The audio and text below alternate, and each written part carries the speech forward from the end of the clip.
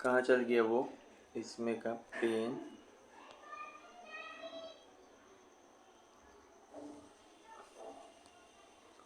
चलो यहाँ देखो, तुमको ये चैप्टर में क्या है, 3 ही फार्मूला याद रखना है। एक तो है कि nth टर्म निकालने के लिए क्या फार्मूला है, nth टर्म निकालने के लिए जैसे कि हम एक सीरीज लिख दे रहे 1 2 3 4, तो हम बोले कि 99th टर्म क्या है, तो 99 है। नहीं तो इसका फार्मूला होता है an बराबर a plus n minus one into में d। यही होता है an क्या होता है nth टर्म, a क्या होता है फर्स्ट टर्म, n क्या होता है नंबर ऑफ टर्म्स, 1 1 है, d क्या होता है कॉमन डिफरेंस। कॉमन डिफरेंस का वैल्यू पॉजिटिव भी हो सकता है, जीरो भी, नेगेटिव भी। फिर दूसरा इंपॉर्टेंट फार्मूला ये है कि तुमको sum of the first and terms of AP, sum निकालने का फार्मूला है। कुछ टर्म्स है उसको आपस में जोड़िए एपी के टर्म्स में, तो इसका सम क्या होगा। तो इसका फार्मूला होता है दो, एक होता है n/2 two a plus n minus one into में डी, याद है ना, plus n minus one into में d। याद है ना। हाँ। और एक होता है एस एन बराबर n/2 ए प्लस एल, ए मतलब क्या था फर्स्ट टर्म, एल क्या है यहाँ पे लास्ट टर्म। तो देख लेंगे कैसे कौन फार्मूला यूज़ करेंगे, यही फार्मूला है, ठीक है। आइए अब जैसे कि पहला क्वेश्चन यहाँ पर है, फाइंड कीजिए 10 टर्म, ये कोई एपी का सीरीज है। हाँ। इसका 10वां टर्म पता करना है। हाँ। तो क्या पता करना है, ए एन, ठीक है। तो ए एन का फार्मूला क्या होता है, ये A N A plus N. वो सीरीज देखे तो इससे क्या पता चला, 10वां टर्म पता करना, मतलब एन दिया है, पहला टर्म ए 2 के बराबर दिया है, डी निकाल लेंगे सीरीज में से घटा घटा के, 7 माइनस 2 ऐसे लिखा था ना सीरीज, 2 7 ऐसे करके, तो क्या आ जाएगा 5। ए एन निकालना है, तो ए एन मतलब 8 10 निकालना है, 2 प्लस 10 माइनस 1 इंटू 5, इसको सॉल्व करेंगे तो कितना आ जाएगा 47। समझ में आया।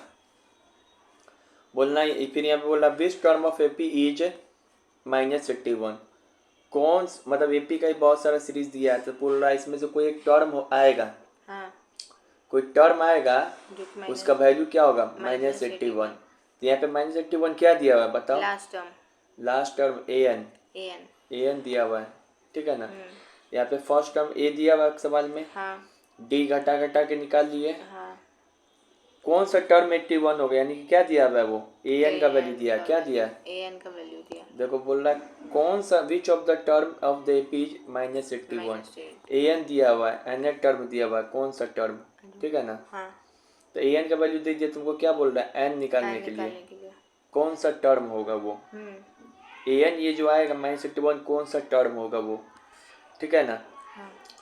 तो कैसे निकालेंगे फार्मूला यूज करके, ए एन की जगह पे -81 21 एन माइनस वन इंटू इसको सॉल्व करेंगे तो जो आंसर आएगा 35 वो। एन को कैसे सॉल्व करते हो, इसमें भी इंटू करते हो और इसमें भी इंटू करते हो, जो आता है ना करने। हाँ। ठीक है। अब यहाँ पे देखिए, अब यहाँ पर है कि फाइंड सम पे क्वेश्चन है, सम के ऊपर सम पता लगाना है फर्स्ट 22 टर्म्स का, इतना दिया है सम। तो सम का दो फार्मूला है, first term plus last term. तो क्या यहाँ पे वो फार्मूला लग पाएगा, नहीं लग पाएगा, क्योंकि यहाँ पे फर्स्ट टर्म तो पता है लेकिन लास्ट टर्म नहीं पता है। तो यहाँ पर कौन सा लगेगा, ये वाला लगेगा, क्योंकि एन का वैल्यू पता है 22 होगा, ए का वैल्यू पता है 8 हो जाएगा, एन का क्या है 22 और डी का अपने से माइनस कर देंगे इसको, तो इस सबको रख लेंगे, यहाँ पे क्या हो जाएगा, जो आंसर आएगा उसको लिख देंगे, ठीक है सॉल्व करके। और यहाँ पर है the first term of AP is 5, कोई एपी है जिसका फर्स्ट टर्म क्या दिया 5 दिया, लास्ट टर्म क्या दिया 45 दिया, एसन का वैल्यू दिया है 400। तो तुमको नंबर ऑफ टर्म्स भी बताना है और कॉमन डिफरेंस भी बताना है।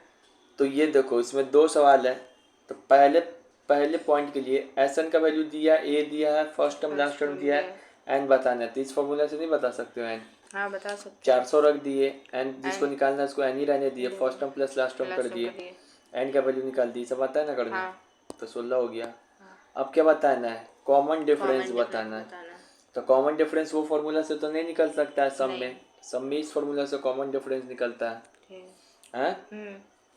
तो ये 400 16/2 2 ए का वैल्यू n-1, अभी n कितना आया था पीछे 16, 16। तो वही n को इसमें पुट कर दिए, d को d रहने दिए इधर। तो कैसे सॉल्व करोगे, आता है ना ये सब करने? हाँ। ये 2 कहाँ चला जाएगा, इधर, इधर ये तो 16 डिवाइड में, 400। हाँ। ठीक है। इधर फिर क्या आ जाएगा -10, आई सब के डिवाइडेड बाई 15, ये करोगे तो आ जाएगा। समझ रहा है? पर ये वहाँ पर d का वैल्यू हम लोग -5 रखे थे। वहाँ पे d का वैल्यू -5 रखे थे, कहाँ पे, कहाँ रखे हैं d का वैल्यू -5? अच्छा, इधर d नहीं था। दूसरा क्वेश्चन है, अच्छे से सीखते जाओ, ठीक है। अब यहाँ पे जो फर्स्ट टर्म AP का क्या है, P, कॉमन डिफरेंस क्या है, Q। तो तुमको 10th टर्म बताना है, नहीं बता सकते हो? हाँ। क्या क्या दिया वो लिखो, A का वैल्यू P दिया है, D का वैल्यू Q दिया है, Q दिया। 10th टर्म मतलब nth टर्म निकालना है, an का वैल्यू निकालना है। तो a plus n-1 into D करोगे तो p प्लस 9q आएगा, तो क्या हो जाएगा, p प्लस 9q हो जाएगा। समझ में आ रहा है ना? फिर से यहाँ पर बोल रहा है, यहाँ पे देखो, यहाँ पे बोल रहा है सवाल में कि द वैल्यू ऑफ x का वैल्यू बताना है, जिसके लिए 2x plus 2x, x plus 10, 3x plus 2, जो 3 कंसेक्यूटिव टर्म्स आपस में क्या चीज में आ जाए, AP में आ जाए। ऐसे x का क्या वैल्यू ले कि ये जो तीनों टर्म क्या चीज में आ जाए, AP में आ जाए। तीनों टर्म कंसेक्यूटिव टर्म्स क्या चीज में आ जाए, AP में आ जाए। देखो तो ऐसा जब भी क्वेश्चन आए ना, 3 वो टर्म्स दे के बोले कि AP में आ जाए तो x का वैल्यू क्या बताइए, तो इसके लिए देखो हम मान ले रहे पहला टर्म को 2x, क्वेश्चन के अनुसार दूसरा टर्म को x प्लस 10, A3 को 3x प्लस 2, ठीक है, ये सब हो गया। तो इसमें एक चीज करना, ये फॉर्मूला याद कर लो, क्या है फॉर्मूला याद कर लो, A2 माइनस A4 है, A2 माइनस A4 नहीं A1, A2 minus A2 minus A1 equal to A3 minus A2, A2 minus A1 equal to A3 minus A2। मतलब इसमें से इसको घटाइए, वो किसके बराबर आएगा, इसमें से अगर इसको घटाएंगे, बोलो क्या फॉर्मूला बताए, A2 minus A1 is equal to A3 minus A2। तब क्या करेंगे, ई किए, क्या लिखे, x plus A2 minus A1, फिर यहाँ क्या लिखे, A3 माइनस A2, ब्रैकेट लगाते हैं हमेशा। अब ये अंदर जाएगा तो सब में हम ऐसा ब्रैकेट खोलें तो ये ऐसे हो गया। इसको सॉल्व करेंगे तो x का वैल्यू निकल जाएगा। तो ऐसा सवाल आएगा तो हम क्या याद करने के लिए कहे हैं, ये हाँ, A2 minus A1 is equal to A3 minus A2, ठीक है। अब ये जो बोल रहा है, यदि फर्स्ट टर्म AP का क्या है -5, कॉमन डिफरेंस क्या है 2, तो सम बताना है, नहीं बता सकता है, बता देंगे ये वाला फॉर्मूला लगा के। अब यहाँ पे आते हैं असर्शन रीजन में, ठीक है। तो ये देखिए क्या क्या दिया हुआ है, पढ़िए यहाँ पे क्या कर रहा है। In the second term of, इस स्टेटमेंट को पहले चेक करो, यदि सेकेंड टर्म किसी AP का क्या है 13 है, फिफ्थ टर्म किसी AP का क्या है 25 है, तो क्या 7th टर्म उस AP का 33 होगा, ये चेक कीजिए। बोल रहा है इफ, यदि सेकेंड टर्म AP का 13 है, फिफ्थ टर्म AP का 25 है, तो then it 7th term is 33, बात सही है। तो चेक कीजिए, तो चेक करेंगे यहाँ पे, चेक असर्शन पहले। तो nth टर्म का कैसे निकालते हैं फॉर्मूला, ये याद है ना? बताओ। अब बोल रहा है कि क्या an की जगह पे 13 लिख सकते हैं? हाँ। 13 कब है, सेकेंड टर्म, तो a प्लस n की जगह पे क्या लिखेंगे, 13 लिखेंगे रे, 2 माइनस 1 सेकेंड टर्म है ना, देखो d की जगह पे d ही रहने दिए। अब यहाँ पर क्या लिखेंगे, 25 कब है, 25 फिफ्थ टर्म पे है, तो 25 देखो इसको लिख सकते हैं ऐसे, समझ में आ रहा है? हाँ, दो इक्वेशन आ गया। हाँ। इसका मतलब ये हुआ कोई AP है जिसका सेकेंड टर्म क्या है 13 है, कोई AP है जिसका फिफ्थ टर्म 25 है। तो अब क्या करेंगे, ऐसे आ जाएगा ना, जब भी इक्वेशन ऐसे लिखना सीख जाओ, सीख गए। जब भी आएगा अब उसके बाद क्या करेंगे, माइनस करेंगे, तो माइनस करोगे सब जगह माइनस माइनस लगा देंगे तो क्या कट जाएगा, ई कट जाएगा। फिर इस सॉल्व करेंगे तो कितना आ जाएगा 12, ये कितना आ जाएगा 3D, -12 -3D, minus minus cut जाएगा तो D का वैल्यू क्या आ जाएगा 4। तब तुम डी का वैल्यू आ गया, तब किसी भी इक्वेशन में रख के ए निकाल दोगी। इसी में रख दिए मान लो 4, इसी में रख दिए 4, तो ए का वैल्यू कितना आ जाएगा 9। 13 में से 4 जगह। समझ में आ रहा है ना। अब उसके बाद क्या A7 निकालना है, सवाल के अनुसार देखना है 33 आ रहा है कि नहीं। तो A7 क्या हो जाएगा A plus n minus 1 into में डी। तो ए का वैल्यू कितना है अभी 9, n माइनस 1, क्वेश्चन के अनुसार 7 टर्म निकालना है, तो 7 माइनस 1 इंटू में डी 4। तो इसको सॉल्व किया तो सही में आ गया। तो क्या समझे हम, जब भी ऐसा सवाल रहे कि फलना का जो टर्म है ये 13 है, किसी का वैल्यू 25 है, और अगला किसी टर्म का वैल्यू हमको बताइए। जो वो टर्म दे दिया है टर्म का वैल्यू, और अगला किसी अन्य टर्म का वैल्यू पूछ रहा है, तो अपने मन से ए या डी मान लेंगे। हाँ, और कॉमन डिफरेंस तो दिया ही होगा। पहले कॉमन डिफरेंस नहीं दिया होगा, n माइनस 1 करके ये सब लिखेंगे, आंसर निकालेंगे। तो पहले ए और डी निकाल देंगे, और फिर ए डी जो आएगा जो नंबर ऑफ टर्म पूछ रहा है वो कर देंगे।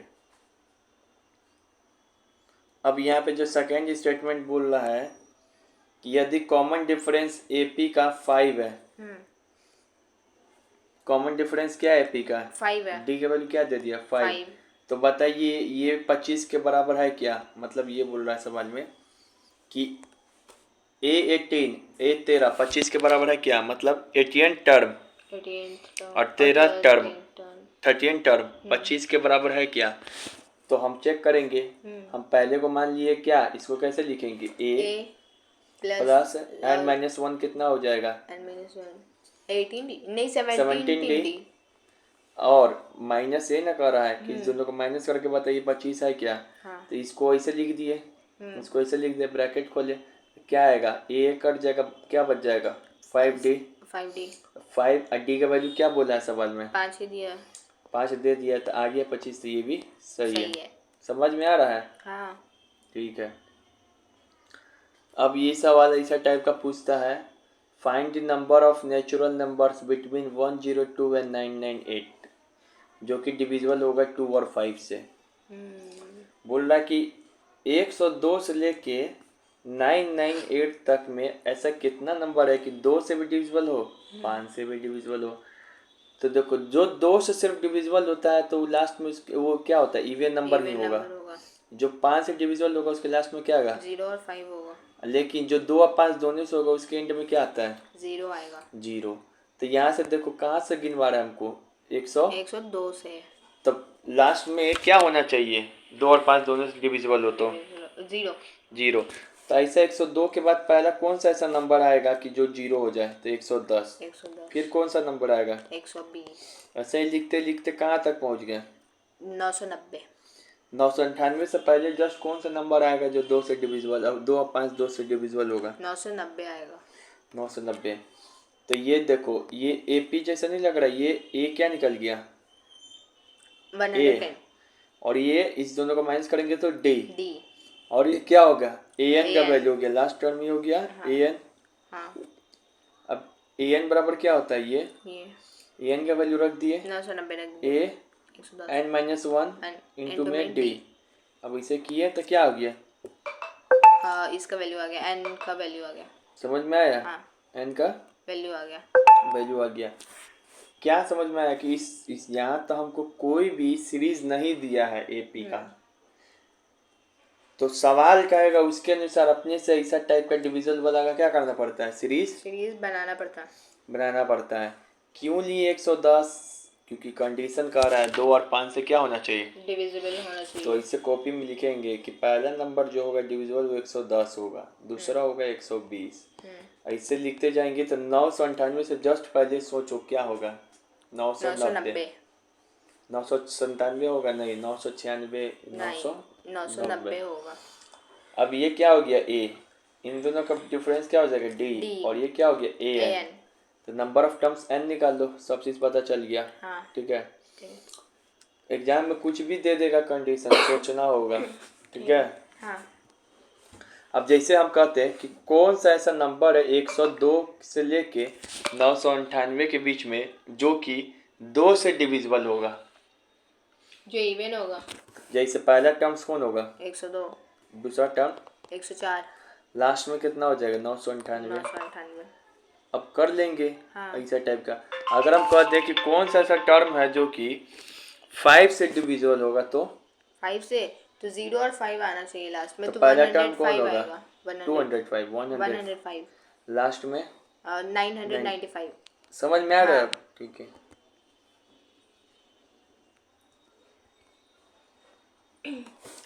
अब यहाँ पे बोल रहा है, ये सवाल देखिए, यहाँ पे बोल रहा है the sum of the first 3 terms of a AP is इतना। कोई 3 टर्म्स अपने से मान लीजिए हाँ। एपी का, और उसका सम कितना है? 33। यदि उस प्रोडक्ट हो जाएगा फर्स्ट और थर्ड टर्म का एक्सीड हो जाएगा सेकेंड टर्म बाई 29, तो एपी बताइए। तो इसे सवाल को क्या करेंगे? देखो, जब एक चीज इसको रखना पड़ेगा वीवीआई 3 टर्म्स एपी अपने से क्या लिखने के लिए, तो क्या लेंगे? A minus D A plus D. 4 terms बोले तो A minus 3d A minus D A minus D A plus D A plus 3d। 2 terms कर रहा था ए माइनस ए, बीच में लिखो ए, इधर लिखो A minus D A plus D. 4 term कर रहा है तो क्या लिखेंगे? A minus D A plus D A minus 3d A plus 3d। बीच में ए नहीं है इसमें। ये याद हुआ? इसको क्या करोगे? याद। ठीक है। तब यहाँ पे देखो, यहाँ पे तो यही बोल रहा है 3 टर्म्स वाला, लेकिन दोनों बता दिए। तो अपने मन से मानने के लिए 3 टर्म्स ऑफ एपी क्या है ये। अब सवाल के अनुसार इस सारे को आपस में जोड़ने पे क्या आ रहा है? 33। इन सारे को आपस में जोड़ने पे क्या आ रहा है? 33। वो वाला सम नहीं बोल रहा है, ये दूसरा सम है। ये जोड़ के दिखाइए तो कितना आ जा रहा है? 33। तो इस सब को जोड़ोगे तो यहाँ पे क्या निकल जाएगा? डी डी कट जाएगा, ए का वैल्यू निकल जाएगा कितना? 11। ए का वैल्यू क्या निकल जाएगा? 11। अब एक और कंडीशन बोल रहा है, यदि दोनों को क्या करें? प्रोडक्ट करें। फर्स्ट और थर्ड टर्म को क्या करें? प्रोडक्ट करें। फर्स्ट ये थर्ड टर्म ये इस दोनों को प्रोडक्ट करेंगे तो कितना आ रहा value? The second term exceed by 20। तो सेकेंड टर्म क्या है? 29 ए प्लस। तो उसमें क्या हो जाएगा? 29 ऐड। क्यों कर रहे हैं? क्योंकि सेकेंड टर्म जो था वो ए फर्स्ट टर्म था, सेकेंड टर्म 29 से बढ़ जा रहा है सवाल के अनुसार। अब इस दोनों को क्या करेंगे? ऐड करेंगे, सॉल्व करेंगे। फिर इसको भी सॉल्व करेंगे। इन सब को ए का वैल्यू जो है उसको रख देंगे और डी निकाल लेंगे।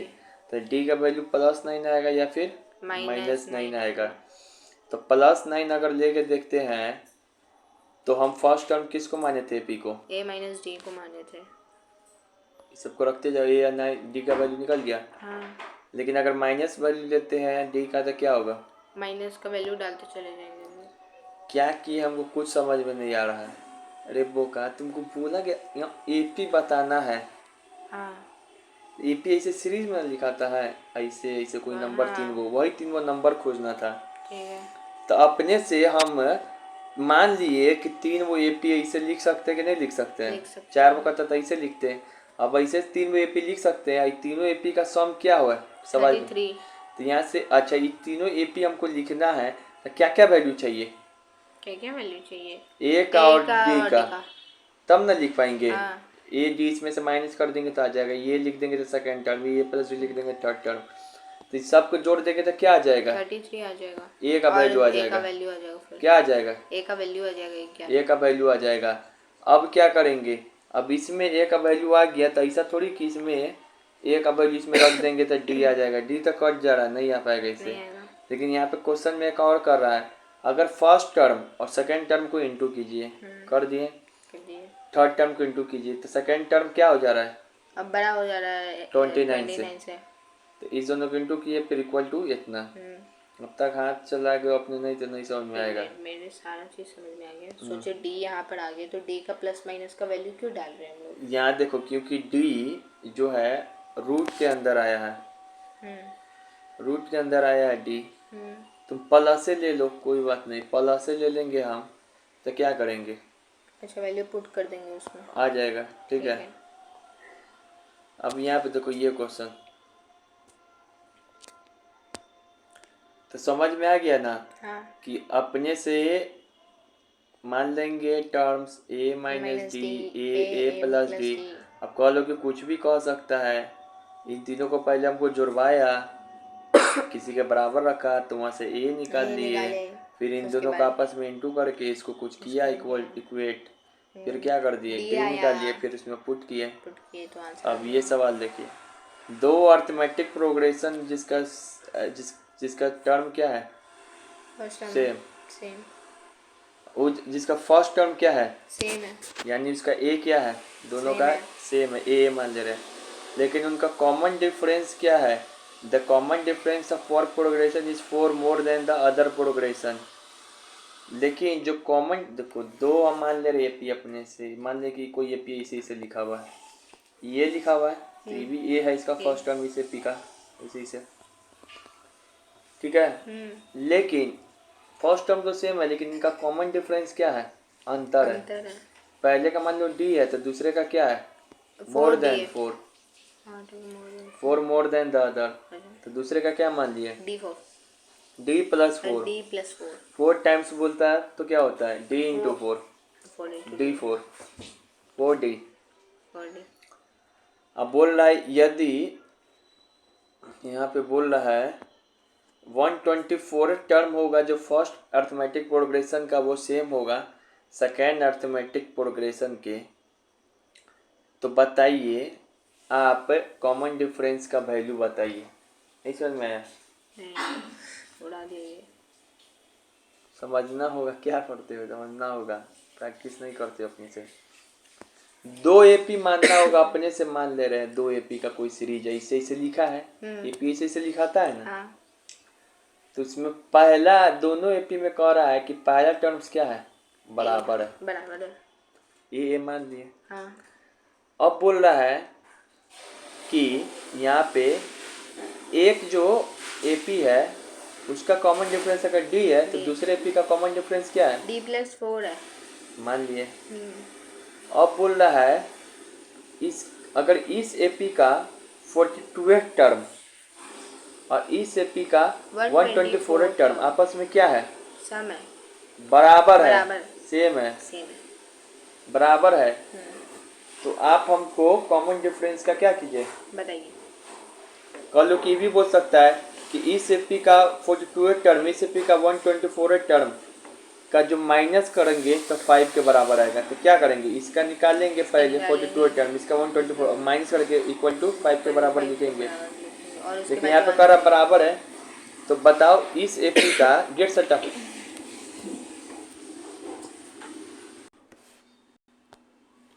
तो चलो देखो, तो इस एपी का 124 टर्म कैसे लिख सकते हैं, a+123 d+4 होगा। अरे कैसे फार्मूला कैसे होता है, याद नहीं formula, a plus n minus 1 into में डी, तो एक जगह पे ए लिख दिए, 124 टर्म लिख रहे हैं, तो 123 माइनस 1 हो, 124 माइनस 1 करेंगे तो 123 हो जाएगा, और डी क्या 4 टाइम्स है इसका, तो डी प्लस 4। इसी तरीके से इस एपी का लिखो, क्या लिखेंगे, ए फिर लिखेंगे 41 प्लस डी। समझ में आ रहा है, तो ये सब लिखने आ रहा है, हाँ। तो हो गया। अभी दोनों को बराबर करेंगे तो क्या निकलेगा, या तो ए का वैल्यू निकलेगा या फिर डी का वैल्यू निकलेगा। जब ए का वैल्यू निकल जाएगा तो कोई में भी रख देंगे, जैसे कि ए का वैल्यू निकल जाएगा, ए कट जाएगा, ए कट जाएगा, देखो ये उस साइड में जो कितना कटेगा, कैसे कटे, अब माइनस आ गया, हाँ। वो का कहीं का इक्वल टू है, तो इधर क्या हो जाएगा, माइनस में चेंज हो जाएगा, ये भी माइनस आ जाएगा इधर, ये क्या हो जाएगा, जीरो के बराबर, तो ये नहीं कट जाएगा, यहाँ से डी का वैल्यू निकाल लोगे, वही होगा। फिर से सवाल तुमको भाषा पढ़वा रहे हैं, देखो 2 अर्थमेटिक प्रोग्रेशन है, तुमको नहीं पता है, जिसमें फर्स्ट टर्म क्या है, दोनों का सेम है, तो हम मान लिए एक अर्थमेटिक प्रोग्रेशन AP1 इसको मान ले रहे हैं, इसको AP2 मान ले रहे हैं, तो इसका भी ए है फर्स्ट टर्म, इसका भी ए है, चलिए मान लिया। दोनों the common difference of the one progression is 4 more than the other progression. किसी भी एक का भी मान लीजिए कि कॉमन डिफरेंस क्या है, दूसरे वाले से बड़ा है 4, तो d+4 मान लीजिए इसका। अब बोल रहा है जो 124 term is 124 the common difference of one progression is more than the other progression, मतलब ऊपर वाले को ज़्यादा है, 1 ज़्यादा है। अब बोल रहा है 124 of the first arithmetic progression, AP इसको माने हो, तो इसका 124 टर्म किसके बराबर है, इसके d के बराबर 4 + d के 48 टर्म के बराबर है। अब इसको an फॉर्मूला में लिखोगे, इसका भी an फॉर्मूला लिखोगे और दोनों को इज इक्वल्स टू करके आंसर निकाल देंगे। ठीक है। अब यहाँ देखो तुम्हारे बुक में दिया हुआ है क्वेश्चन लकड़ी सजाने वाला, पढ़ा है ना, तो यहाँ पे 200 लकड़ी है, इस हिसाब से सजाना है कि मान लीजिए पहले में रख रहे हैं अगर 20 तो दूसरे में रखेंगे 19, फिर उसके ऊपर लिखेंगे 18, फिर उसके ऊपर रखेंगे 17, फिर उसके ऊपर में रखेंगे 16। ऐसे करते करते कै वो रो में रखना पड़ेगा। अब फिर सबसे ऊपर कै वो लकड़ी आएगा ये बताना है, तो नंबर ऑफ रो बताना है, नंबर ऑफ रो बताना है। 200 logs are stacked in the following manner, 200 log in the bottoms। 200 logs को रखा गया जिसमें 20 को कहाँ रख दिया गया, सबसे नीचे, फिर 19 को उसके बाद, फिर 18 वो लकड़ी को उसके बाद रखे, ऐसे ही सजाते गए सो ऑन। तो कितना रो में ये 200 लकड़ी को सज जाएगा। और ये भी बताने जब सबसे ऊपर है तो कोई ना कोई रो बनेगा, इस पे क्या वो लकड़ी रहेगा ये भी बताना है। तो देखो ये ऐसे समझो क्या है, अर्थमेटिक प्रोग्रेशन हो गया, पहला में 20 है, दूसरा में 19 लकड़ी, तीसरा में 18, 17, ऐसे करते करते कुछ भी होगा। यहाँ पे A पता चल गया, D पता चल गया, इसको इसमें से माइनस करके एसन पता है ना, सारा लकड़ी का सम कितना है 200, तो एसन का वैल्यू क्या हो जाएगा 200, एसन का वैल्यू क्या हो जाएगा 200। तो अब क्या करेंगे, n निकालना है, तो एसन बराबर क्या होता है n/2 2an, तो 200 बराबर n/2 2a + n - 1/d। n तो नहीं पता है तो वही तो निकालना है कितना नंबर ऑफ रो है, क्या वो लकड़ी का रो बनेगा इसे। तो यहाँ पे a पता है तो 40, n - 1 इंटू में -1, इस सब को रखे तो लास्ट में ऐसा इक्वेशन आएगा, क्वाड्रेटिक इक्वेशन आता है ना सॉल्व करने। अब इसको ऐसे लिख सकते हैं, वही इक्वेशन को ऐसे लिख सकते हैं। सॉल्व करने के लिए क्या करते हैं, 0 को उधर रखते हैं, बाकी सब को इधर रखते हैं। तो इसको कैसे सॉल्व करते हैं, इन दोनों का पहले इंटू करते हैं 400 का ऐसा मल्टीपल खोजेंगे 2। अभी सब सिखाना पड़ेगा, अभी सब पहले से तुमको पता होना चाहिए। तो क्वाड्रेटिक इक्वेशन सॉल्व करोगी तो एक वैल्यू आएगा क्या, चलो फिर भी बता दे रहे, 400 का ऐसा मल्टीपल करेंगे 2 कि 41 आए, कि जिसमें माइनस जोड़ने या घटाने से आपस में क्या आ जाए -41। तो 400 को अपने में तोड़ेंगे, कैसे तोड़ेंगे, यहाँ प्राइम फैक्टराइजेशन, ठीक है ये करेंगे, समझ में आ रहा है। तो ये सब को करते रहेंगे तो आंसर आएगा 25, n का वैल्यू या फिर 16। मान लो बोर्ड में यही क्वेश्चन आ गया तो n का वैल्यू याद कर ले रहो, डायरेक्ट यहाँ तक सॉल्व करके क्या लिख दोगे, इसके बाद n का वैल्यू 25 और 16। तो 25 नहीं होगा, 25 क्यों नहीं होगा, 16 होगा, n के 2 वैल्यू आएगा लेकिन 25 नहीं लेंगे। 20 से शुरुआत कर रहे हैं तो लकड़ी कैसे ले लेंगे, ठीक है, तो रो कैसे ज्यादा हो जाएगा लकड़ी से ज्यादा, तो 16 लेंगे, ठीक है। n का वैल्यू कितना हो गया 16, मतलब 16 वैसा रो बनाना पड़ेगा, 16 वैसा रो बनाना पड़ेगा। अब जो ये फॉर्मूला से क्या करेंगे, उसका an का टर्म निकालेंगे। तो 20 है, 15 है, 16 रो है, तो n - 1 इंटू में an, लास्ट टर्म निकालना, लास्ट में क्या हुआ तो 5 आएगा। कौन फॉर्मूला लगा यहाँ पे, an निकालना है तो a प्लस n - 1 इंटू में d। पहले तुमको पता है 20 लकड़ी था, 16 रो है तो 16 - 1 इंटू -1 तो कर देंगे 1। तो क्या समझे लकड़ी वाला सवाल में, लकड़ी वाला सवाल में समझे कि जब भी इसे सवाल लेगा तो पहले इसे लिख देंगे, ये 3 वो दिया रहेगा, ई फार्मूला लगाएंगे और जो और वैल्यू आएगा उसको उसको निकालेंगे, उसके आई बाद वैल्यू ए याद एन भी के कर लो। 25 एन का वैल्यू 25 या 16 आता है। और 25 16 नहीं लेंगे, लेंगे 16 लेंगे और उसके बाद सबसे ऊपर में कितना होगा तो ए एन फार्मूला लगा के ये निकाल ये लेंगे निकाल 5। लेंगे। अब यहाँ देखो ये सवाल ध्यान से, if the sum of the first 7 terms of an AP is 49 and 70 terms of the AP is 289, तो सम बताना फर्स्ट एन टर्म का। बोला तुम्हारे पास एपी है, अगर 7 टर्म का सम करते तो कितना आता है? 49 आता है। और 78 टर्म का सम करते तो कितना आता है? 289। तो क्या करेंगे, तो यहाँ पे सम का वैल्यू 2 दिया है ना, 289, 49, तो इसको S1 S यहाँ पे S7 का वैल्यू ये दिया, S17 का ये दिया। ये फॉर्मूला यूज करेंगे हाँ। अलग अलग। पहले S7 के लिए यूज करेंगे, तो S7 के लिए इसे लिख सकते हैं, देखो 7/2 2a प्लस 7/2 7 S7 निकाल रहे हो ना, हाँ। तो कितना है 49, ये यूज किए। इसको सॉल्व करेंगे और तो इसे सॉल्व करते करते ऐसा लीनियर इक्वेशन आ जाएगा। अच्छा क्या पढ़े नहीं हो क्या, नींद में हो? नहीं, ऐसा हो जाएगा। फिर उसके बाद इसको क्या दे देंगे, इक्वेशन 1 का नाम क्या दे देंगे? इक्वेशन 1 का नाम दे देंगे। उसी तरीके से S17 क्या हो जाएगा? S17